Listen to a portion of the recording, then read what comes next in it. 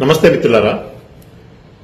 దేశంలో దళితుల మీద దాడులు విపరీతంగా పెరిగాయి. 13% ఈ పెరుగుదల ఉన్నది. బీజేపీ పాలిత రాష్ట్రాల్లో అయితే ఇంకా ఎక్కువగా ఉంది. ఉత్తరప్రదేశ్ రాష్ట్రంలో దళితుల మీద 26% దాడులు అదనంగా పెరిగాయి. రాజస్థాన్లో రెండో స్థానంలో 15%, మధ్యప్రదేశ్లో 14% అదనంగా పెరిగాయి. ఈ దాడులన్నీ ఒకవైపు ఉంటే ప్రైవేటైజేషన్ పెరిగిపోవటం వల్ల ఈరోజు ఉపాధిని కోల్పోయి రిజర్వేషన్లు కోల్పోయినటువంటి పరిస్థితి ఉంది. స్పెషల్ కాంపోనెంట్ ఫండ్ అనేది ఉండేది.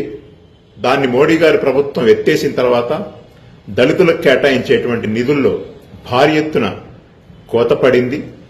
అలాగే ప్రణాళికా సంఘాన్ని రద్దు చేయటం వల్ల ప్రణాళికాబద్దంగా నిధులు కేటాయించడం అనేది వెనుకబడ్డ ప్రాంతాలకు కావచ్చు, వెనుకబడిన తరగతులకు కావచ్చు, అది తగ్గిపోయింది.